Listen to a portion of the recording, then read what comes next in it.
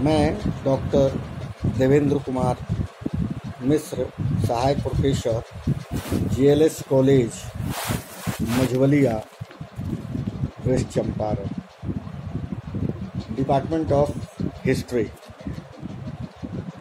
आज हम आपसे सेकेंड वर्ल्ड वार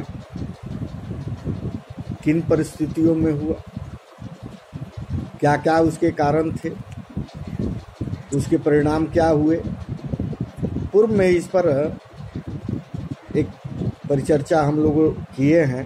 पुनः आपसे इस पर हम चर्चा कर रहे हैं। आप सभी जानते हैं कि द्वितीय विश्व युद्ध प्रथम विश्व युद्ध के समापन के साथ ही इसकी शुरुआत हो गई थी। इसकी वास्तविक शुरुआत 1931 ईस्वी में हुई थी, जब जापान ने मंचूरिया को अपने कब्जा में कर लिया था। उधर इटली ने 1935 में एबिसिनिया को घुसकर उसे हरा दिया। लेकिन द्वितीय विश्व युद्ध के बीच वर्साई की जो संधि थी, उसी में उसके बीच बो दिए गए। मित्र राष्ट्रों ने जिस प्रकार अपमानजनक व्यवहार जर्मनी के साथ किया, उसे जर्मन जनमानस कभी भी भूल नहीं सका। जर्मनी को इस संधि पर हस्ताक्षर करने को विवश कर दिया। 1914 से लेकर 1918 तक प्रथम विश्व युद्ध हुआ। प्रथम विश्व युद्ध के बाद लोग ये कयास लगा रहे थे, अब कोई भी विश्व युद्ध भविष्य में नहीं होगा। परंतु ठीक उसके 20 साल के बाद पुनः द्वितीय विश्व युद्ध प्रारंभ हुआ, और कोई भी युद्ध से जान माल, आर्थिक, सामाजिक हर तरह की हानि ही होती है। और जो शक्तिशाली होते हैं वो अन्य देशों पर तबाही का स्वरूप प्रदान करते हैं। जो तानाशाह शक्तियां जो थी, तानाशाहियों की जब उदय हुआ था, प्रथम युद्ध के बाद यूरोप में तानाशाही शक्तियों का बहुत ही विकास हुआ। इटली में मुसोलिनी और जर्मनी में हिटलर बहुत ही तानाशाह बन बैठे थे। प्रथम विश्व युद्ध में इटली मित्र राष्ट्रों की ओर से लड़ा था, परंतु पेरिस शांति सम्मेलन में उसे कोई खास लाभ नहीं हुआ। इससे इटली में असंतोष की भावना जगी। इसका लाभ उठाकर मुसोलिनी ने फांसीवाद की स्थापना कर सारी शक्तियां अपने हाथों में केंद्रित कर ली। वह इटली का अधिनायक बन गया। यह स्थिति जर्मनी में भी थी। जर्मनी में भी वहां हिटलर ने नाजीवाद की स्थापना कर ली। जर्मनी में वह तानाशाह हो गया। मुसोलिनी और हिटलर दोनों ने आक्रमण नीति अपनाई। दोनों ने राष्ट्रसंघ की सदस्यता का परित्याग कर दिया और अपनी शक्ति बढ़ाने में लग गया। उनकी नीतियों ने द्वितीय विश्व युद्ध को की तरफ ढकेल दिया, और इन लोगों के हिटलरशाही और इन लोगों के तानाशाही प्रवृत्ति के कारण द्वितीय विश्व युद्ध होना निश्चित हो गया। साम्राज्यवादी प्रवृत्ति थी। द्वितीय विश्व युद्ध में प्रमुख कारण जो था, उसमें साम्राज्यवाद भी था। प्रत्येक साम्राज्यवादी शक्ति अपने साम्राज्य का विस्तार करना चाहते थे, अपने क्षेत्रफल को बढ़ाना चाहते थे, अपने शक्ति के अनुरूप अपने राज्य का विस्तार करना चाहते थे। एक देश दूसरे देश पर आक्रमण करके उसे अपने अधीन करना चाहते थे। उनकी आर्थिक स्थिति पर अपना कब्जा करना चाहते थे। जैसे आज भी जो युद्ध होता है वो तेल के लिए अमेरिका तरह तरह के दूसरे देशों पर बार बार आक्रमण किया करता है। आज जो भी महाशक्तियां हैं वो एक दूसरे को आंख दिखाती है।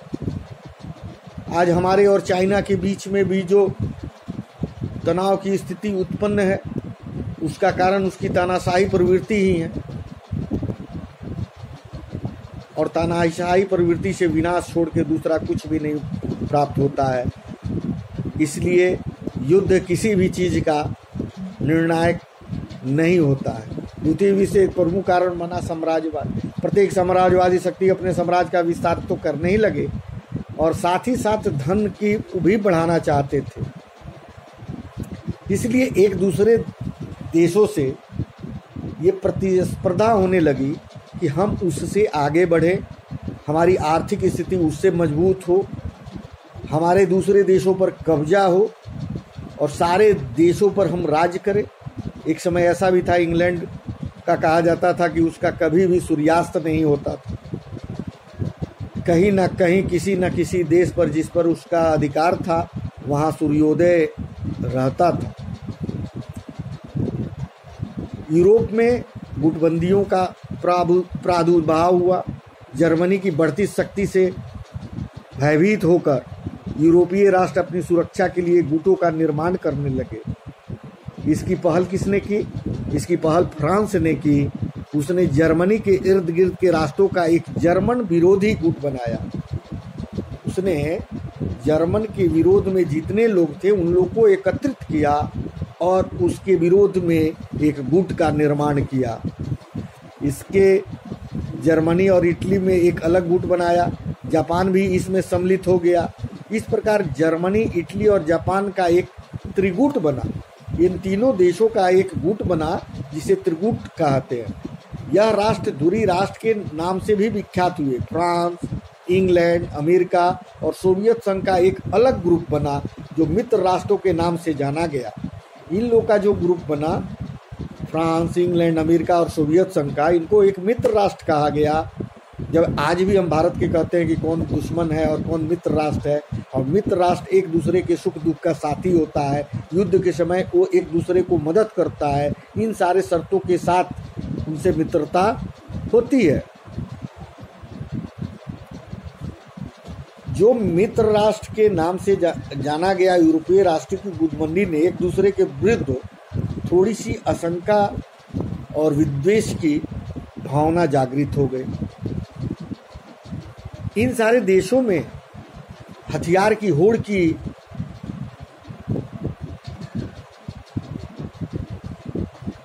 सभी हथियार का जमवाड़ा करना चाहते थे। आज भी सभी देश परमाणु शक्ति से संपन्न होना चाहते हैं, अत्याधुनिक हथियारों से लैस होना चाहते हैं। उसी कड़ी में भारत आज अस्त्र शस्त्र और विमानों का खरीदारी कर रहा है। आज अभी लेटेस्ट टेक्नोलॉजी का राफेल मिसाइल हमारे देश की सैन्य शक्ति में सम्मिलित हुआ है। एक से एक आधुनिक हथियार हमारे सेना में आया है और सभी देश अपनी सीमाओं की सुरक्षा के साथ साथ अपनी आर्थिक प्रगति के लिए हथियारों की होड़ करते हैं। और उस समय इसकी इतनी ज़्यादा प्रवृत्ति और प्रतिद्वंद्विता बढ़ गई जो राष्ट्र ग्रुप के निर्माण में पुनः हथियारबंदी की होड़ आरंभ कर दी।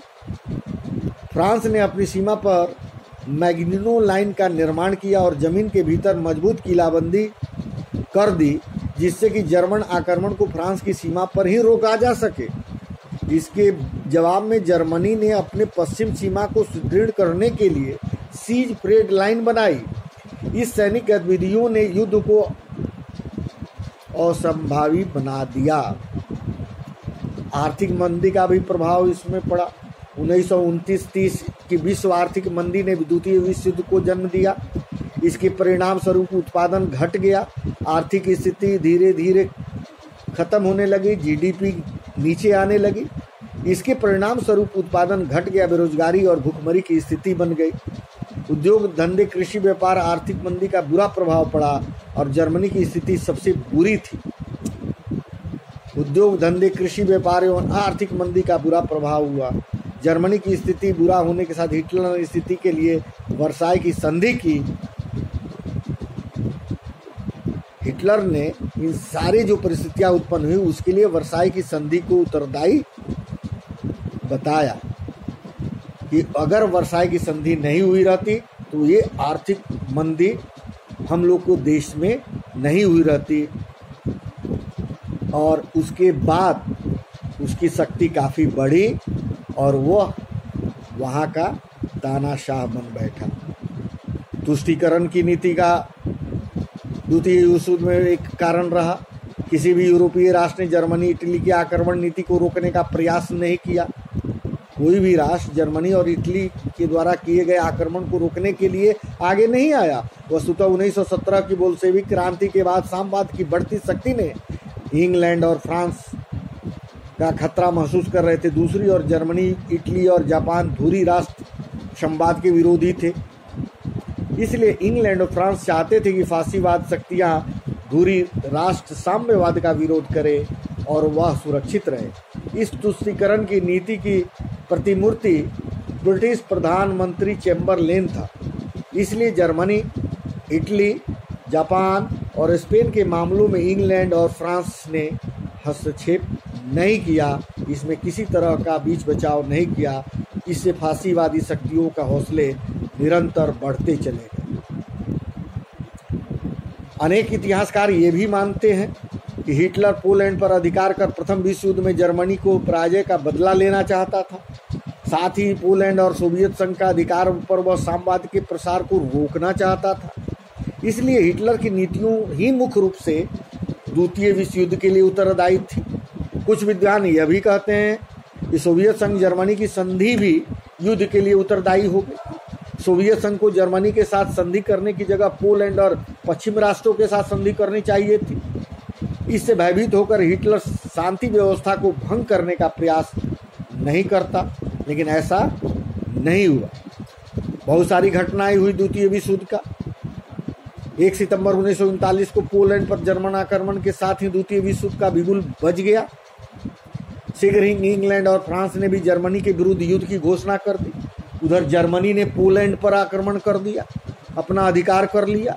1 सितंबर 1939 से 9 अप्रैल 1940 तक का काल नकली युद्ध अथवा फौरी युद्ध का कहा जा सकता है, क्योंकि इस अवधि में युद्ध की स्थिति बने रहने पर भी कोई वास्तविक युद्ध नहीं हुआ।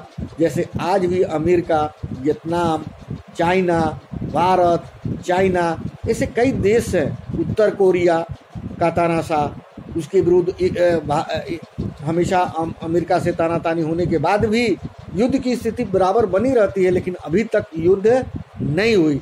अब जो भी युद्ध होगा एक तृतीय विश्व युद्ध की ओर अग्रसर होगा। 9 अप्रैल 1940 को जर्मनी ने नॉर्वे तथा डेनमार्क पर आक्रमण कर उसे अपने अधीन कर लिया। जून 1940 तक जर्मन सेना के बेल्जियम और हॉलैंड के अतिरिक्त फ्रांस पर भी अधिकार कर लिया। बाध्य होकर फ्रांस को आत्मसमर्पण करना पड़ा।